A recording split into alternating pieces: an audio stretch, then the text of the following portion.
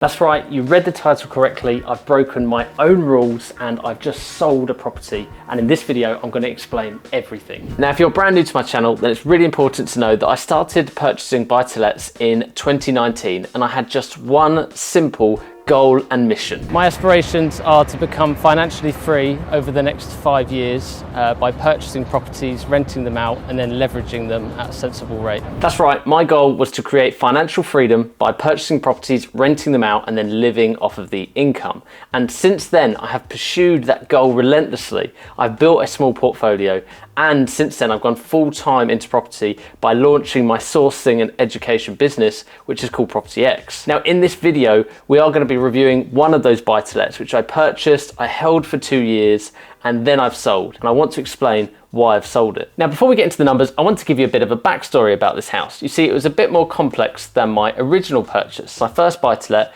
was a property that was online with an estate agent. I made an offer, negotiated it, did a bit of work when I bought it, and then I rented it out. It was nice and straightforward, and that led to me to continuing on this property journey. But with this second deal, I wanted to find something that needed a refurbishment. I wanted to do the BRR, the buy, refurbish, refinance strategy. And in order to do that, I needed to find a property which needed to have a refurbishment, was perhaps in pain, and there was somewhere in which I could add value. So this particular property was actually purchased using the direct to vendor strategy because I'd gone out on viewings in an area in which I wanted to invest in, and between the viewings, when I had 5, 10 or 20-minute gaps, I would walk up and down the streets looking for properties that were tired, were empty, or could, have value added to them. And with this particular property, I noticed that it looked a little bit like, well, a crack den.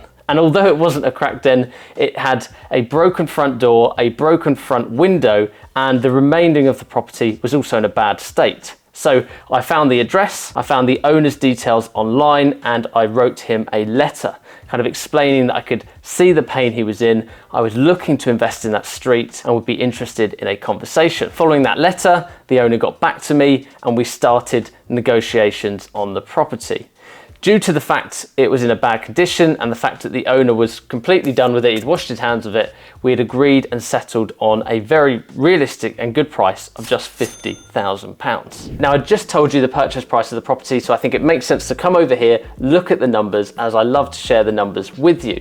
Now, as I've just told you, I paid £50,000 for this property. Now, it took a little bit of negotiating, a bit of backwards and forwards to come to an agreement with the owner on that price, but I think at £50,000, that was a price I was comfortable to pay for the property and then spend obviously a large amount of money on it, and vice versa. The owner was comfortable to sell at that price, knowing that a lot of money did need to be spent on the property. I wanted to agree a price in which I felt was fair for both parties and then I didn't have to double back on, I didn't have to renegotiate on, which is what happened. I bought it for 50 and that went through. Deposit wise, obviously I put down 25% and I actually paired that with a bridging loan because there was a vast amount of work that needed to be done. The house wasn't mortgageable. Stamp duty, land tax was £1,500, solicitors fees £1,400, other fees just over £3,000. That's survey, the kind of bridging finance costs over the time that I was refurbishing it, and then the ILA cost, which is independent legal advice, which is basically a third-party legal advice you need to get if you're getting a bridging loan or taking out a mortgage in a company. The refurb, £17,600, and at this point, I'm about £33,000 of my own capital into the deal, roughly speaking. So £33,000 in. I then went to the bank, obviously refinanced and moved this over from a bridging loan over to a normal mortgage, and I put down a 2-year fixed. And at this point, my money left in, once the refinance was complete, was £12,000 to £13,000. I did want to leave in between £10,000 and £11,000 when I was initially buying this deal. However, I slightly overspent on the refurb and a few other costs came up along the way. Typically happens. I wanted to leave in less, but still very happy with my first buy, refurbish, refinance deal, just leaving in £12,000 to £13,000. Now, in terms of the refurb, I think it makes sense to go on and talk about that. I mentioned the total cost was £17,600-ish. That included the rip out and skips, which was £850. Windows and doors, because it needed all new UPVC windows, front door, back door, etc. At the time, this was a very good price. I remember paying £2,600 and being very happy with that. Plastering throughout, 2,000. Door frames and skirting, so all the carpentry for 840. Again, good price at the time. Was very happy with that. Boiler wise, managed to keep the boiler that was there. It was in good enough condition that we just went in, I say we, royal we, the builder went in, replaced the radiators, the valves and the pipe work, flushed the system and did that for £600. The kitchen cost was something that I arranged through Magnet using my LNPG discount. That's the Landlords National Purchasing Group. Managed to get a discount, a really solid kitchen for £1,900. Upon reflection, I might have slightly overspent there. I wish I'd spent maybe $1,500, but that included, you know, the oven, the hob, the extractor, and everything that I required. The kitchen installation was $1,550. Bathroom material cost $620 for a 3-piece suite, the shower and everything. Bathroom installation, $1,200. Now, at this point, I wanted to mention the flat roof. Now, flat roof was over the bathroom as this was an extension off the back of the kitchen. And at the time of doing this refurbishment, perhaps I was slightly naive, the cost of the flat roof came in at £650 and I thought, bargain, I'll take that. But this went on to cause an issue, which I will talk about shortly. General labour costs, £720. Painting throughout, £1,600. Flooring throughout, you know, carpets, vinyl, £900, and then I had a contingency of about £1,600. Once everything was said and done, because we did eat into that contingency, my total cost of the refurbishment was £17,630. Now, moving on to the part where I rented this property out, I actually had a much lower expectation. I was thinking I might get £500 or 525, maybe 550 at a real push. You can actually see that from when I talk about buying this property in the videos 2 years ago. But when it came to listing this on the market, the letting agent really encouraged me to put it on for 575 because she said, look, the refurbishment's great, the market's moved on, there is demand for this kind of property. And she was right, just like that. It rented at 575. My mortgage was £154.28. My managing agent fee on a monthly basis was £65 to manage the property. Insurance, £18.35. And then the total profit per month, once all of that was taken into account, was £337.37. And once I actually sat down and worked out all of the costs involved and then all of the profit over the 2 years, as I did a review recently while selling this property, I worked out that after all the voids, all the maintenance and all the fees that came up, you know, gas safety certificates, little jobs that needed doing, my profit over the 2 years was about £7,326. So all in all, a good investment, a good property and a good profit. Now moving on to the sale price, I sold this house for $92,000 just 2 years after having it refinanced to $80,000. And once you take into account all the solicitors' selling fees, the early repayment charge, there wasn't much of a charge there as I was coming to the end of a 2-year fixed product, and all of the other fees associated with selling, well, the money into my bank account was £28,659.63. But when we actually look at the money made, not just the money that's come into the bank account, because that could include some of my initial capital, when we look at the amount of money from, you know, new equity, the increase in value, when we look at the rental profits over the 2 years, I approximately think that I made about £23,000 in new equity and in rental profits, which all in all, over a 2-year period, is a very good return on investment. Now, I've talked a lot about the refurbishment, but before I move on to telling you about the 2 issues that I faced following that refurbishment, I wanted to show you the before and after photos. So currently you can see the before photos. I wanted to show these as the property was clearly in a bad state. And as you saw from that refurb list, you know, there was a lot of work to be done to the property. So once this was all said and done, it took about 11 to 12 weeks. Ideally, I'd have done that, you know, 8 to 10 weeks. It took a little bit longer than expected, but as an outcome, I was really pleased. Now, obviously showing you some of the finished photographs, I think the final product was great. I was really happy with this and it gave me the confidence to go on and do more of these. In fact, I was really happy with this as my first, you know, buy, refurbish, refinance deal, which I did as a remote investor. And I want to take this opportunity to share a document with you and explain some property misconceptions, because the main ones are the fact that property is really passive, really easy, and it's stress-free. And unfortunately, that just isn't the case, I'm sad to report. But although times property can be very passive and it can be stress-free when things aren't happening and you're not having to jump in and try and find solutions for things. There is an equal amount of times where you will have to deal with things, it will get stressful, and it's less passive when you are having to find solutions for problems that come up. Over my couple of years of renting this property out, I'm very lucky to be able to say I had a really good couple move into the property. They rented it, they obviously very good payers, and although I could say slightly high maintenance because they often had a lot of requests, now in reflection that is actually because they wanted to maintain the high standard and high quality of the property, which I'm really pleased to report was maintained during their whole stay. And then when they left, I can confirm the house was in a great condition. But during the time that they lived there, the majority of the time the house was in great condition. It was only getting towards the end of their stay in which the couple of issues had arisen. Now, it wasn't actually anything that troubled them. In fact, I was the one in the end that said to them, could they leave? I was the one that served notice, gave them the 2 months notice, because I wanted to go in, remedy the issues before selling the property on to another party. Now, these issues that I faced were the two following things. The first one being that the flat roof was installed incorrectly. Now, going back to those refurb numbers, you'll have seen me put £650 down. That should have been probably the red flag to tell me that that does seem a bit cheap. But instead I thought, bargain, that sounds great. Really, although the builder shouldn't have taken on that work if he didn't know how to do it, I am the one that's at fault because I'm the one that didn't do the due diligence on the builder and didn't also understand the different types of flat roof and how to accurately assess whether that work had been done properly. So the fault is on me, and since then, when the tenants were living in the property, about a year and a half in, the actual felt, because it was a felt flat roof that had been put down, the felt flapped backwards over in the bad weather,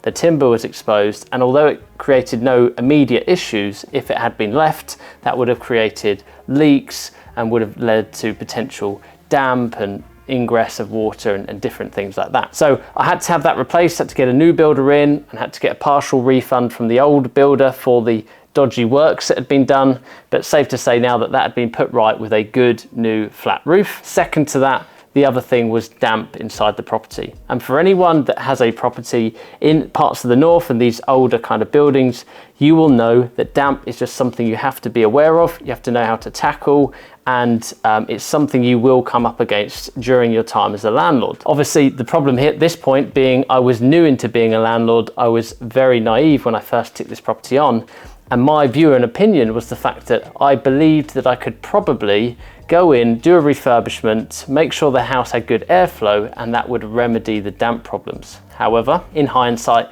it's not always that easy. And in fact, what actually happened is that damp started to return just over a year or so after the tenants moved in. And once I had given them notice, they left the property, had to go in and actually take care of the works properly to make sure that this didn't come back again. And when I say take care of the works properly, I mean have a proper damp-proof course installed into these older properties. So where the issues are, you have the plaster removed back to brick, you have the holes drilled at a certain distance between them, and then obviously the damp-proof injections made.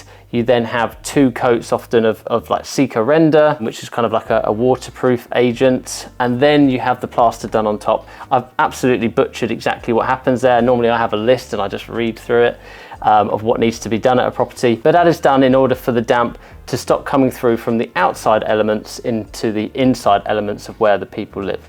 So these are the 2 issues that I faced during that time. And of course, when you take those 2 things and they add up to about £8,000 together, and then you compare that to the rental profits that I mentioned earlier, the new equity, the new value that was made earlier, well, of course, that really dampens that profit that I mentioned, because this was after the tenants had moved out.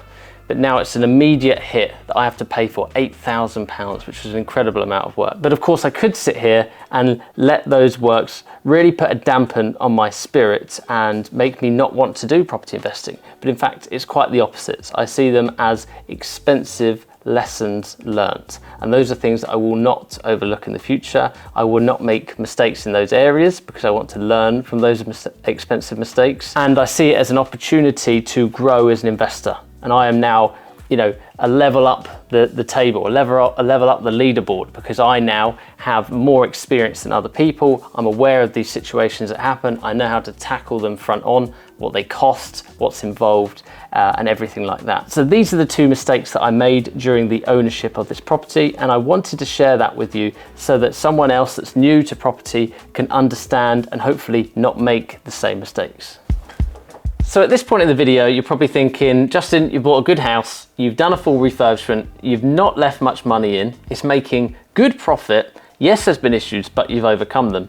So why did you sell the property? Especially when your quote, your motto is play the long game. Well, that is the reason I wanted to create this video. You see, I had no intentions to sell my buy-to-let properties. In fact, I take a very much long-term view when it comes to buying properties. I like to buy and hold, and I know that's where the true wealth is made. However, in this instance, I work with a lot of investors through my sourcing company, and I get to know them very well. Some investors want, below market value deals, some want full refurbishment, and some want just turnkey, ready to go buy-to-lets. In fact, some of them just want new build. And through getting to know the different circumstances of my different investors, it just so happened that an investor wanted a really solid 2-bedroom turnkey property that was boring, but very good and profitable. And I knew the man who had one of those. And at the same time as this investor wanting this style of property, I was also ready to sell this house because I had bigger opportunities in front of me. In fact, in 2022, I wanted to do more flips, more property transactions, but wasn't able to do that due to the heat in the market and the demand. I wasn't able to find as many deals as perhaps I would have liked to have done, and therefore didn't build up a big enough cash pot that I wanted to bring into 2023 in order to go into bigger opportunities. So by selling this property to the right buyer, as I say, right place, right time, right circumstances, I'm able to exit from that property in a very profitable way. I'm able to provide a really good investment, a long-term investment for the lady that has purchased that property. And I've now got a larger pool of capital sitting there in the bank, ready to deploy into a couple of bigger opportunities I'm currently purchasing. And on top of that, this also allows me to go into areas which I believe there will be more future capital growth. You see, when I started my portfolio, when I started this journey, and my mission was to purchase properties, to rent them out, to replace my income, that is still very much the mission. However, now it's starting to transition more away from the cash flow and into the capital growth side of things. You see, cash flow has to be a priority when you get into property.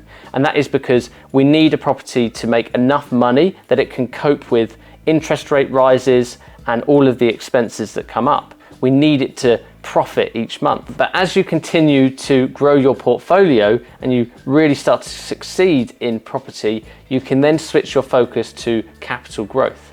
As the true wealth I've come to realize over the last few years doesn't come from making the monthly profit. That monthly profit is what keeps your portfolio sustainable and it pays you an income. But the true wealth, the true money in property is built from ownership and holding properties over a longer period of time, and then through selling or refinancing in the future. And therefore, I want to be able to put myself into a position where I have a bigger pot of capital. I can go after bigger opportunities in areas in which I think there are great capital growth potential, and I can make the play to make myself a bigger pot of money in the future and grow the wealth for myself and my family. In summary, I will not be selling any other properties going forward. My buy-to-lets are for me to hold, and my sourcing business is for me to create cash flow, to do property transactions, and to do quick flips. I'm very unlikely to sell any other buy-to-lets in the first 10 years of ownership of them going forward.